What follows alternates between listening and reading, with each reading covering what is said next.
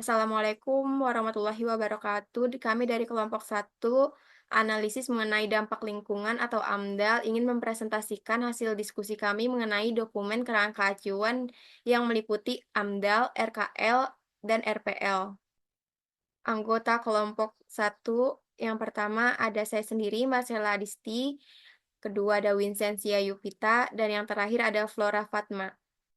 AMDAL, kerangka acuan analisis mengenai dampak lingkungan atau AMDAL adalah dokumen perencanaan yang menjelaskan rencana kerja pelaksanaan AMDAL untuk mengidentifikasi dan mengevaluasi dampak suatu terhadap lingkungan hidup.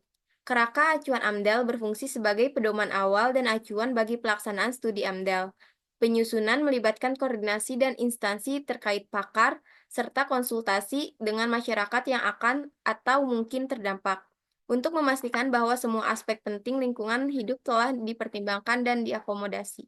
Kerangka acuan AMDAL terdiri dari beberapa komponen utama, yaitu yang pertama pendahuluan. Bagian ini menjelaskan latar belakang, tujuan, dan maksud dari penyusunan dokumen AMDAL, termasuk peraturan perundang-undang yang terkait. Yang kedua, deskripsi rencana kegiatan, yaitu penjelasan mengenai rencana kegiatan atau proyek secara rinci, mencakup lokasi, luas area, jenis kegiatan, tahapan pelaksanaan, durasi, dan sumber daya yang akan digunakan. Yang ketiga, deskripsi lingkungan hidup, yaitu gambaran umum mengenai kondisi lingkungan hidup di wilayah sekitar lokasi proyek yang berpotensi terkena dampak. Ini mencakup komponen fisik seperti tanah, air, udara, biotik seperti flora dan fauna, serta sosial, ekonomi, budaya masyarakat sekitar. Yang keempat, identifikasi dan evaluasi dampak penting, yaitu menyusun daftar potensi dampak yang dapat ditimbulkan oleh kegiatan terhadap lingkungan hidup, serta menentukan dampak yang dianggap penting dan perlu diatasi. Yang kelima, ada ruang lingkup studi AMDAL, yaitu menjelaskan batas-batasan studi termasuk komponen-komponen lingkungan yang akan diteliti, metode analisis, serta kriteria penilaian dampak. Yang keenam, ada metode dan pendekatan analisis, yaitu rencana mengenai metode-metode yang akan digunakan untuk pengumpulan data, analisis, dan evaluasi dampak.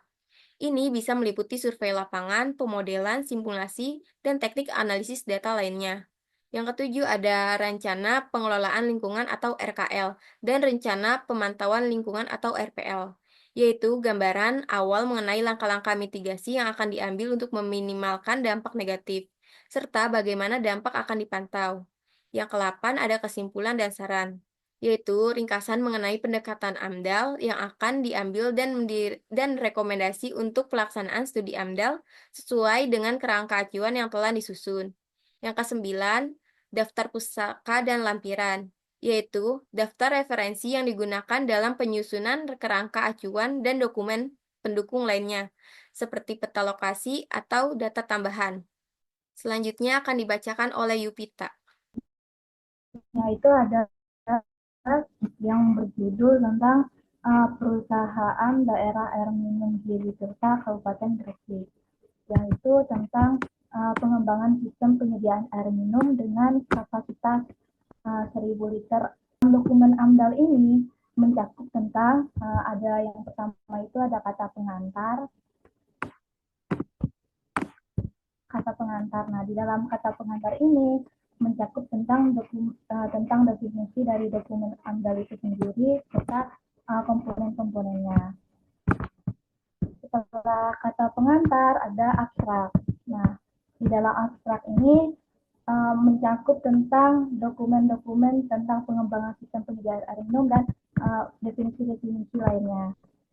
Nah, di dalam abstrak ini pengelompokan dampak yang diarahkan itu dikelola menjadi tiga, yaitu ada prakonstruksi, konstruksi dan operasi. Operasi ini mencakup tentang keresahan masyarakat, debu dan penurunan kualitas udara, peningkatan kebisingan, dan lain-lain sebagainya. Nah, di dalam dokumen AMDAL juga ada daftar isi. Daftar isi ini mencakup tentang komponen-komponen yang ada di dalam dokumen AMDAL itu sendiri. Yang pertama itu ada kata pengantar, abstrak, daftar isi, daftar tabel, daftar gambar, lalu ada daftar lampiran. Lalu poin utama di situ ada bab 1 tentang pendahuluan, ada bab 2 tentang deskripsi rinci zona lingkungan hidup awal, lalu yang ketiga ada perakhiran dampak penting, bab 4 itu tentang evaluasi secara holistik terhadap dampak lingkungan, lalu yang terakhir ada daftar pustaka dan lampiran. Di dalam dokumen AMDAL yang pertama itu ada bab 1 tentang pendahuluan. Nah, di dalam pendahuluan ini mencakup tentang ringkasan deskripsi rencana usaha atau kegiatan. Ini merupakan tentang apa masalah atau deskripsi tentang usaha yang akan kita cantumkan di dalam dokumen AMDAL. Jadi semuanya dijelaskan di dalam ringkasan deskripsi. Nah, lalu selanjutnya ada rencana usaha kegiatan. Itu mencakup tentang pengembangan sistem penyediaan air minum dengan kapasitas 1.000 liter per detik. Itu direncanakan akan dibangun di Kecamatan Bunga, Kecamatan Maya, dan Kecamatan Gresik, Kabupaten Gresik. Itu mencakup tentang rencana-rencana pemanfaatannya. Jadi ada berupa bentuk tabel, yang pertama itu ada rencana pemanfaatan lahan area sistem penyediaan air minum. Nah, lalu ada debit rencana pengelolaan air juga. Selanjutnya ada komponen kegiatan yang berpotensi menimbulkan dampak. Komponen kegiatan ini mencakup tentang kegiatan di tahap prakonstruksi, yang mencakup tentang perizinan, sosialisasi proyek. Nah, yang kedua ada kegiatan di tahap konstruksi. Tahap konstruksi ini mencakup tentang mobilisasi tenaga kerja sementara, lalu ada mobilisasi peralatan dan material. Jadi di dalam mobilisasi peralatan dan material ini mencakup tentang jenis peralatan kegiatan yang digunakan dalam konstruksi. Seperti yang dicontohkan di dalam tabel itu jenis alat, lalu ada jumlahnya. Jadi semuanya dilampirkan di dalam dokumen AMDAL.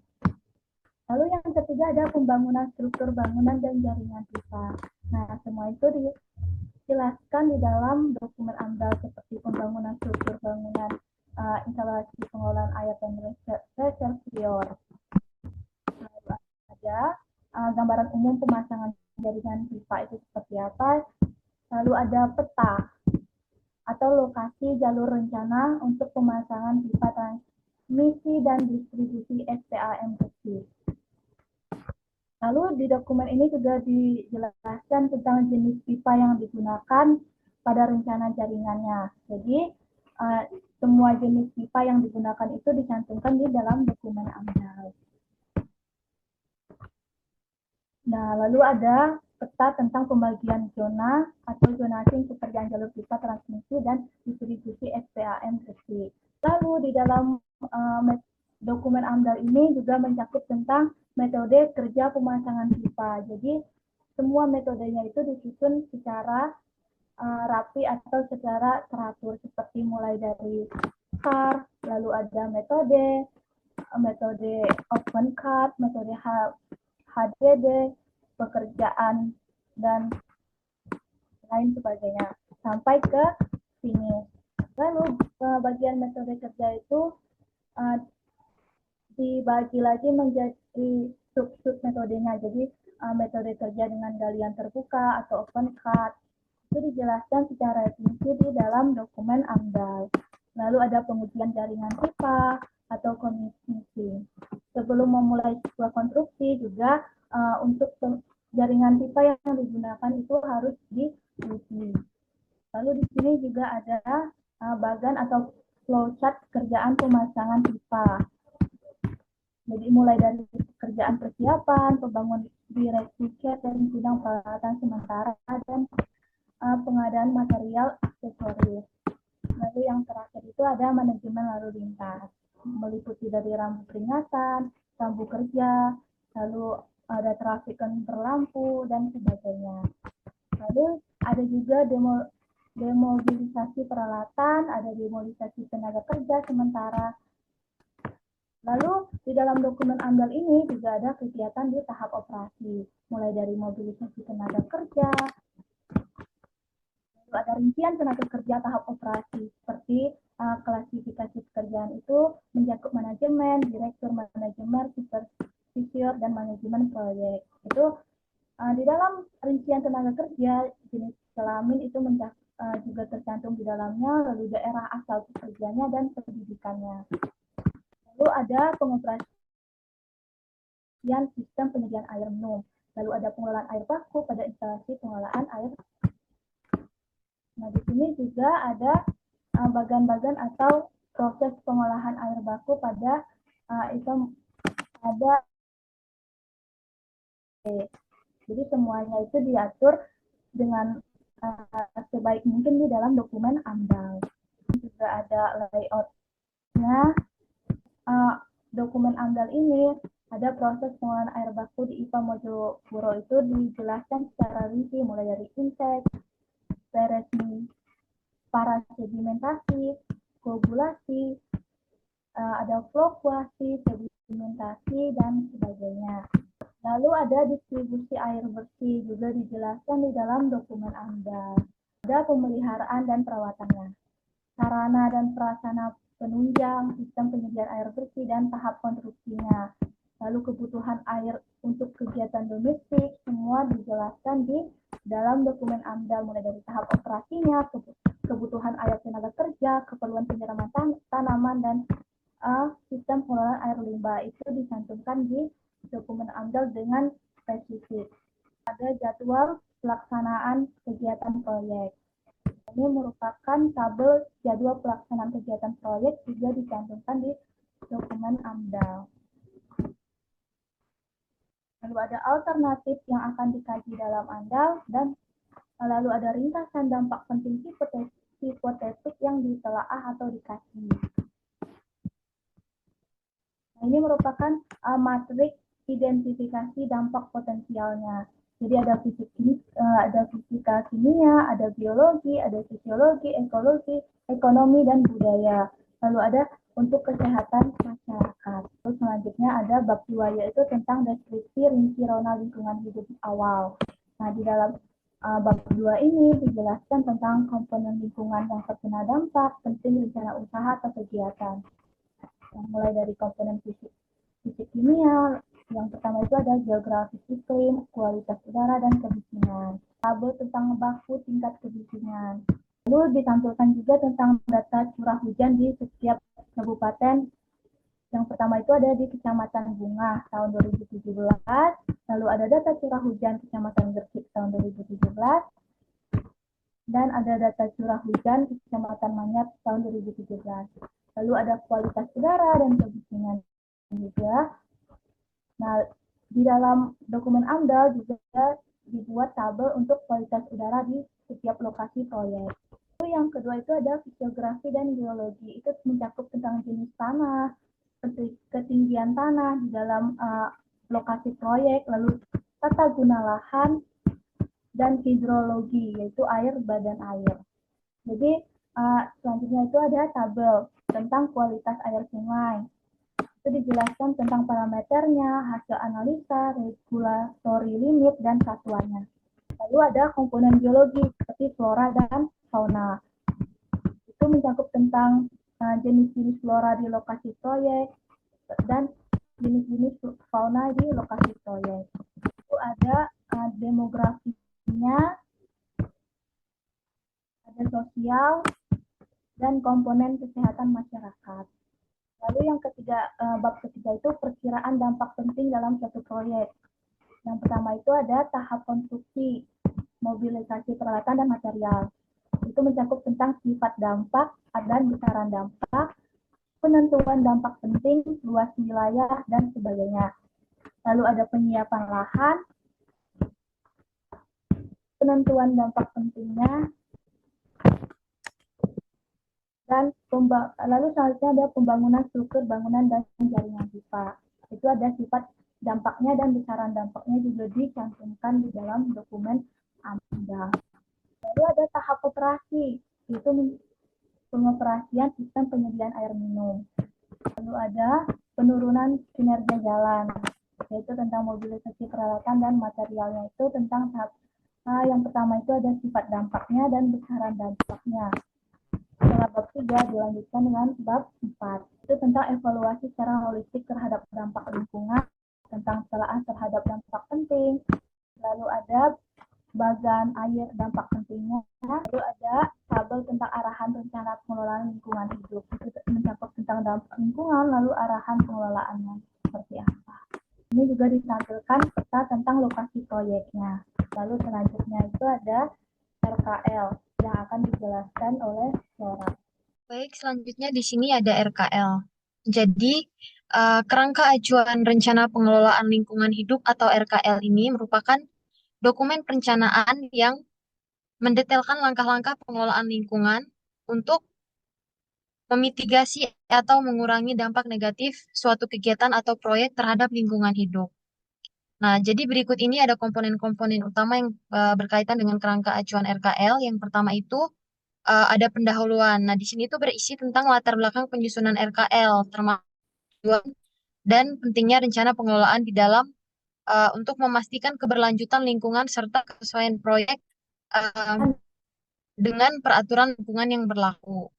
Kemudian yang kedua itu ada tujuan dan sasaran. Nah, ini itu menjelaskan tujuan penyusunan RKL dan sasaran pengelolaan lingkungan yang ingin dicapai.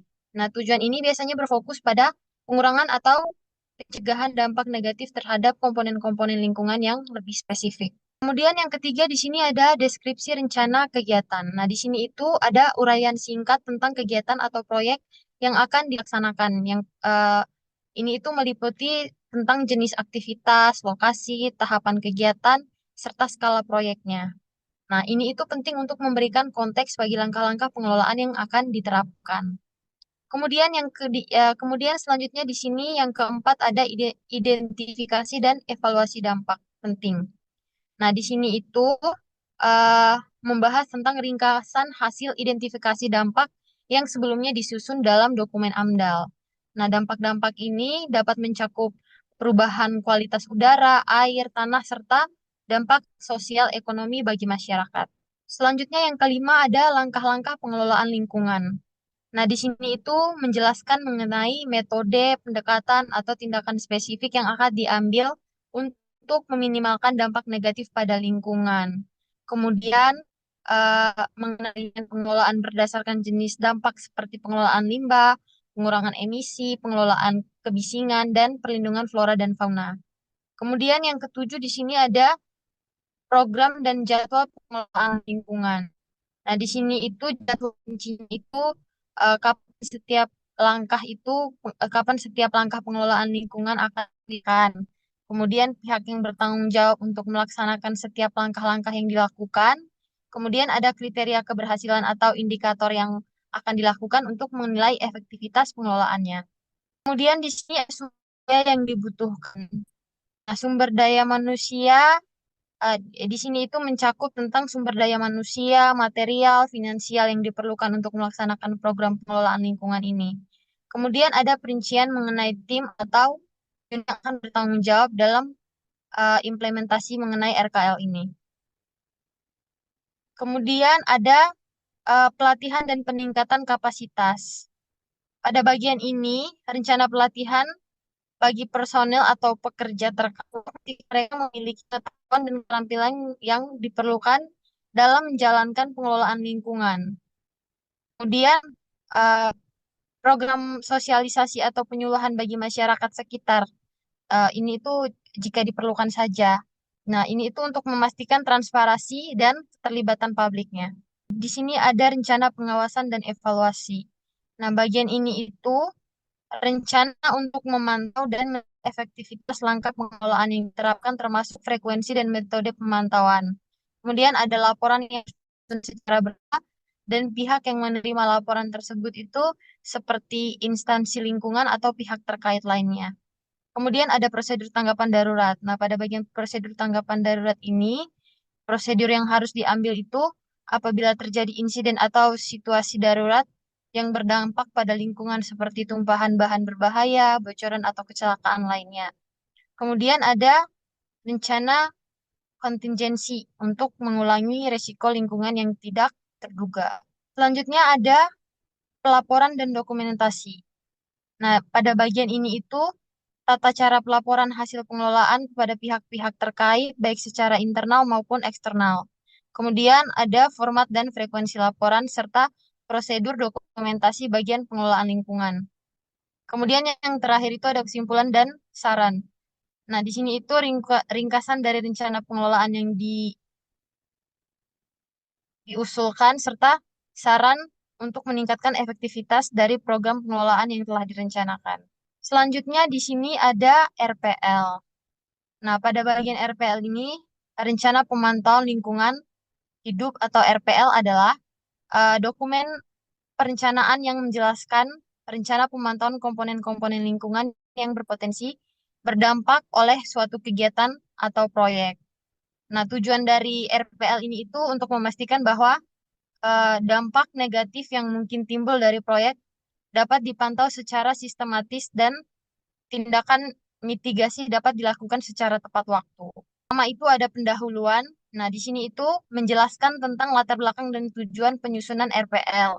Kemudian menekankan pentingnya pemantauan sebagai bagian dari komitmen untuk menjaga keberlanjutan lingkungan dan kepatuhan terhadap regulasi. Kemudian yang kedua ada tujuan dan sasaran pemantauan. Nah, di sini itu menjelaskan tujuan dari rencana pemantauan, yaitu seperti mendeteksi dan mengukur dampak lingkungan serta memastikan efektivitas langkah-langkah mitigasinya.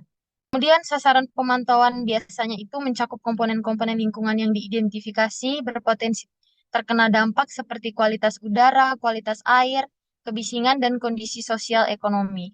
Selanjutnya di sini ada deskripsi rencana kegiatan.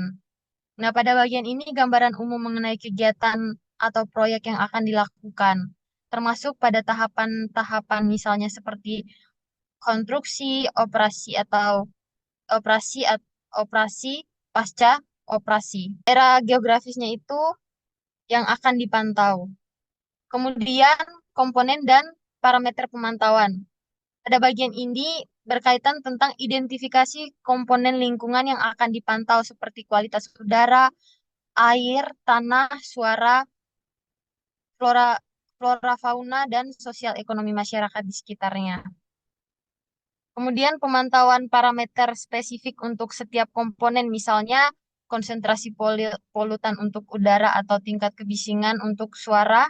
Kemudian kriteria atau standar yang digunakan untuk menilai kondisi komponen tersebut seperti baku mutu lingkungan yang berlaku. Selanjutnya di sini ada metodologi pemantauan. Pada bagian metodologi pemantauan ini yaitu tentang rincian metode pengambilan sampel, analisis laboratorium, dan teknis pemantauan lainnya. Kemudian protokol pengukuran atau instrumen yang akan digunakan serta frekuensi pemantauan untuk setiap komponen, misalnya seperti pemantauan bulanan, triwulan, atau tahunan. Kemudian prosedur untuk pengumpulan, pengelolaan, dan analisis data hasil pemantauan. Selanjutnya ada lokasi pemantauan. Nah, pada bagian ini penentuan mengenai titik-titik eh, strategi biasanya dipilih berdasarkan lokasi aktivitas proyek serta area yang diperkirakan dampak. Kemudian ada peta lokasi pemantauan yang menunjukkan titik-titik spesifik untuk pengambilan sampel atau pengukuran. Prosedur pelaporan. Nah, pada bagian ini itu mengenai prosedur dokumentasi dan pelaporan hasil pemantauan kepada pihak-pihak terkait seperti instansi pemerintah, perusahaan, dan masyarakat. Kemudian di sini ada jadwal pelaporan, misalnya laporan bulanan, triwulan, atau tahunan. Dan format laporan yang mencakup hasil pengukuran, analisis, dan rekomendasi jika terjadi deviasi dari standar. Kemudian tindak lanjut dan tindakan koreksi. Di sini itu mengenai langkah-langkah korektif yang akan diambil jika hasil pemantauan menunjukkan bahwa dampak negatif yang terukur melebihi standar baku mutu lingkungan. Kemudian, tindakan mitigasi tambahan yang mungkin perlu diterapkan untuk meminimalkan dampak lebih lanjut. Kemudian, rencana komunikasi dengan pihak terkait jika ada temuan yang membutuhkan perhatian khusus. Selanjutnya, ada evaluasi efektivitas RPL. Di sini itu membahas tentang mekanisme evaluasi untuk menilai apakah pemantauan yang dilakukan telah efektif dalam mendeteksi dan mengelola dampak lingkungan yang terjadi. Kemudian, penyesuaian yang mungkin diperlukan pada metode atau frekuensi pemantauan berdasarkan hasil evaluasi atau perubahan kondisi lingkungan. Selanjutnya, kesimpulan dan saran. Pada bagian ini itu susun termasuk manfaat efektivitas RPL dalam memastikan keberlanjutan lingkungan, kemudian rekomendasi untuk pelaksanaan pemantauan yang lebih baik, serta saran untuk meningkatkan kualitas pengelolaan lingkungan secara keseluruhan. Lampiran. Kemudian dokumen pendukung seperti peta lokasi pemantauan, standar baku mutu lingkungan yang digunakan, dan laporan pemantauan. Selanjutnya ada frekuensi pemantauan. Nah, pada bagian ini tentang jadwal pemantauan untuk setiap komponen, disesuaikan dengan sifat dari dampak potensial dan tahap proyek.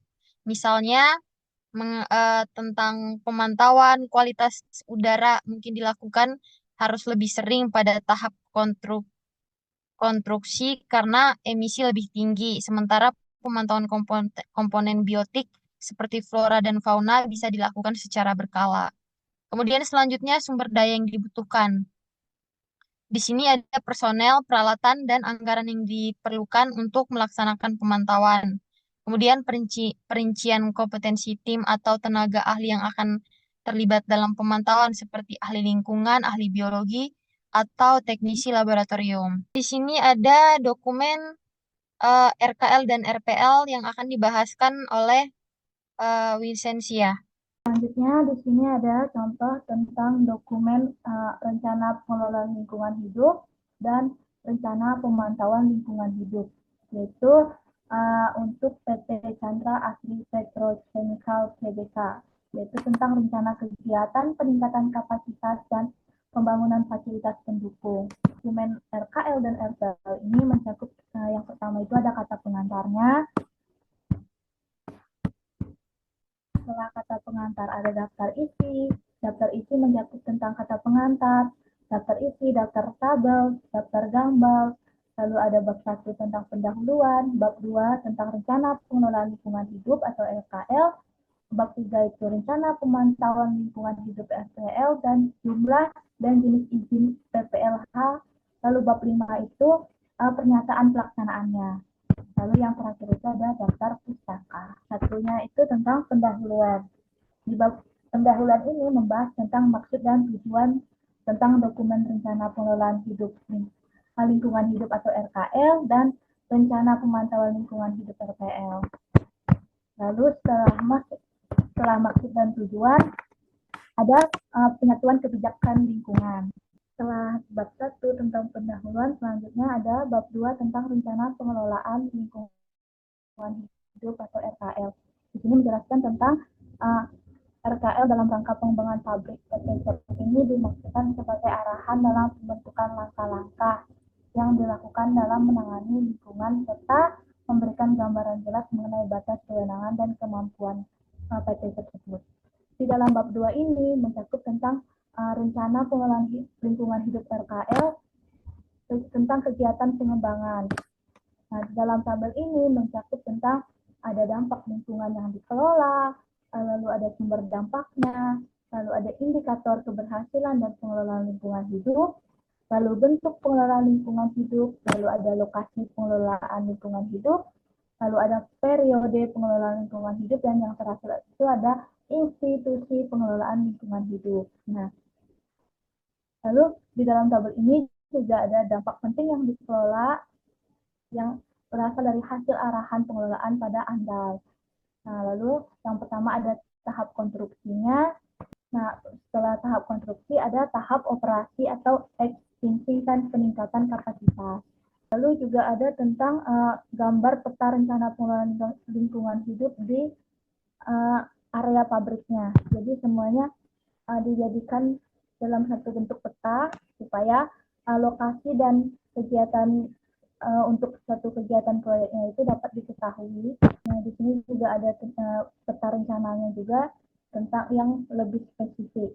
Lalu ada bab 3 yaitu tentang rencana pemantauan lingkungan hidup atau RPL. Nah, itu mencakup tentang dokumen rencana pemantauan lingkungan hidup atau RPL ini merupakan kegiatan pengembangan pabrik PT Cap ini dimaksud sebagai arahan dalam memantau langkah-langkah yang telah dilakukan dalam mengelola lingkungan serta memberikan gambaran yang jelas mengenai batasan kewenangan dan kemampuan.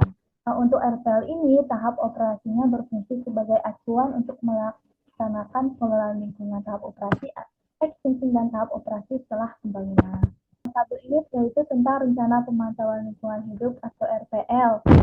Nah, di dalam tabel ini mencakup tentang dampak lingkungan yang dipantau. Nah, dalam dampak lingkungan yang dipantau ini mencakup 3 hal. Yang pertama itu ada jenis dampak yang timbul, lalu ada indikator, dan sumber dampak. Lalu yang kedua itu ada bentuk pemantauan lingkungan hidup. Itu dibagi menjadi 3 juga. Yang pertama itu ada metode pengumpulan dan analisis data, lalu ada lokasi pantau dan waktu dan frekuensi. Lalu selanjutnya itu ada institusi pemantauan lingkungan hidup, dibagi menjadi 3 juga ya. Pertama itu ada pelaksanaan atau pelaksana, pengawas, dan pelaporan. Nah, dalam tabel ini juga mencakup tentang dampak penting yang dipantau. Yang pertama itu ada tahap konstruksinya, bagaimana gangguan lalu lintas, dan timbulnya kesempatan kerja, dan sebagainya. Nah, lalu ada tahap operasinya itu juga dijelaskan di dalam dokumen RKL dan RPL. Ini juga sama seperti RKL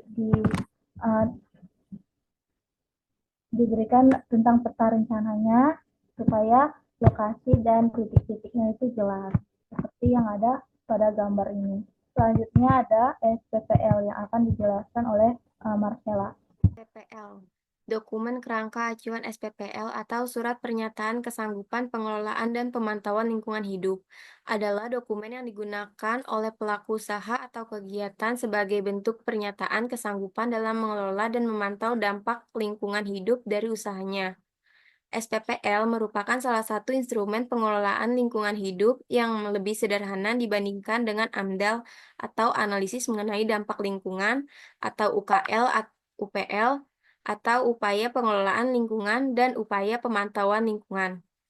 Kerangka acuan SPPL meliputi yang pertama, latar belakang, yaitu penjelasan singkat tentang proyek atau kegiatan yang akan dilaksanakan, mencakup jenis usaha, lokasi, dan alasan perlunya menyusun SPPL.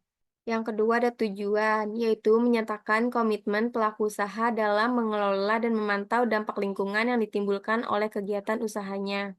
Yang ketiga, dasar hukum. Yang pertama, memuat regulasi terkait seperti A. Undang-Undang Nomor 32 Tahun 2009 tentang Perlindungan dan Pengelolaan Lingkungan Hidup. Yang kedua ada Peraturan Menteri Lingkungan Hidup terkait pengelolaan lingkungan hidup. Yang ketiga ada peraturan daerah yang relevan. Yang keempat ada identitas pemrakarsa, yaitu nama perusahaan atau pemilik usaha, alamat perusahaan, dan penanggung jawab kegiatan. Kelima, uraian kegiatan, yaitu jenis kegiatan, uraian secara rinci jenis usaha atau kegiatan yang dilakukan, lokasi kegiatan, detail lokasi seperti alamat, koordinasi, luas lahan, serta peta lokasi jika diperlukan, tahapan kegiatan, dan jelaskan tahapan dari persiapan hingga operasional. Yang keenam ada potensi dampak lingkungan. Yang pertama, identifikasi potensi dampak terhadap lingkungan hidup yang diakibatkan oleh kegiatan usaha seperti limbah cair, padat, dan gas, kebisingan, perubahan tata guna lahan, dan gangguan pada flora dan fauna. Selanjutnya ada rencana pengelolaan lingkungan atau RKL, yaitu pengelolaan limbah, uraikan cara penanganan limbah seperti cair, padat, dan gas. Pengendalian polusi, langkah-langkah mengurangi emisi gas, kebisingan, atau getaran, konservasi sumber daya alam, dan upaya untuk melestarikan sumber daya seperti air dan energi. Selanjutnya ada rencana pemantauan lingkungan atau RPL, yaitu pemantauan limbah dan polusi, pemantauan kualitas air, udara, dan tanah, jadwal pemantauan seperti misalnya bulanan, triwulanan, dan penanggung jawab pelaksanaan pemantauan. Selanjutnya ada penutup, pernyataan komitmen pemrakarsa untuk melaksanakan pengelolaan dan pemantauan lingkungan sesuai dengan yang tercantum dan dalam SPPL. Dan yang terakhir ada lampiran. Yang pertama, dokumen pendukung seperti peta lokasi, foto lokasi, hasil uji lingkungan, dan lain-lain. Kemudian ada surat pernyataan kesanggupan. Di sini itu dokumen SPPL-nya itu dirancang untuk memastikan bahwa pelaku usaha skala kecil dan menengah tetap mematuhi ketentuan lingkungan hidup tanpa harus melalui proses analisis mengenai dampak lingkungan atau si AMDAL atau ya pengolahan lingkungan, upaya pemantauan lingkungan atau UKL atau UPL ini. Selanjutnya di sini ada dokumen mengenai Dinas Lingkungan Hidup. Ada contoh dokumen SPPL atau surat pernyataan pengelolaan lingkungan. Ini dari pemerintah Kabupaten Madiun, Dinas Lingkungan Hidup. Nah, ini merupakan format untuk suratnya atau dokumennya. Yang pertama di sini ada nomornya, lalu ada tanda terima sebagai nama pemohon atau usaha, lalu ada alamatnya, lalu ada nomor telepon, lalu ada jenis permohonannya, seperti contohnya surat pernyataan pengelola lingkungan atau SPPL. Lalu ada persyaratannya. Yang persyaratannya yang pertama itu mengisi belangko permohonan dan surat persetujuan lingkungan. Yang kedua itu ada fotokopi izin mendirikan bangunan, lalu ada fotokopi KRK atau keterangan rencana kabupaten jika belum ada, IMB. Lalu yang ketiga itu ada fotokopi sertifikat atau bukti pemilikan tanah, lalu ada fotokopi surat perjanjian jual beli, sewa atau hak pakai jika pemohon bukan pemilik sertifikat. Lalu yang kelima ada fotokopi KTP pemohon dan KTP tetangga yang bertanda tangan serta KTP pemilik tanah. Lalu yang keenam itu denah atau peta lokasi tempat usaha atau layout denah ruang usaha. Lalu yang ketujuh itu ada foto tempat usaha, tampak depan dan dari dalam. Lalu yang kedelapan itu ada materai dan stempel usaha. Lalu luas tempat usaha di SPPL harus sama dengan luas di IMP. Nah, lalu yang terakhir itu ada tanda tangan yang menyerahkan dan yang menerima. Surat pernyataan persetujuan tetangga. Nah, yang bertanda tangan di bawah ini yaitu tetangga yang berdekatan, yang itu tempat usahanya, lalu milik saudara, lalu yang letaknya di mana, jalan, RT, RW, lalu ada nomor teleponnya juga, lalu ada keterangan desa atau kelurahan, kecamatan, kabupaten, contohnya Kabupaten Madiun. Nah, lalu ada di bagian terakhir yaitu surat atau bagian penutupnya. Lalu ada lampirannya. Yang pertama itu ada nama semua yang bersangkutan. Lalu ada lokasinya seperti arahnya itu seperti sebelah utara, selatan, timur atau barat. Lalu tanda tangan setiap nama yang tercantum. Lalu ada mengetahui kepala desa atau lurah, mengetahui RT, RW, camat. Nah, ini merupakan kawan lingkungan hidup atau SPPL. Nah, yang bertanda tangan di bawah ini merupakan orang yang akan melakukan atau menjalankan sebuah usaha, mulai dari nama, jabatan, alamat, nomor telepon.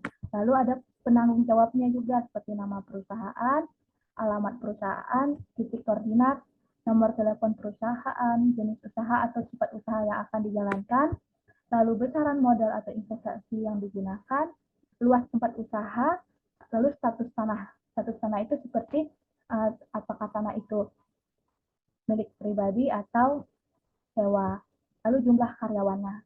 Nah, lalu dengan sumber dan jenis dampak lingkungan yang terjadi berupa yang pertama itu sumber dampaknya seperti apa, lalu jenis merencanakan untuk melakukan pengelolaan dan pemantauan dampak lingkungan itu mencakup tentang jenis dampak, lalu upaya ini dibagi menjadi dua, yang pertama itu ada pengelolaan dan pemantauan.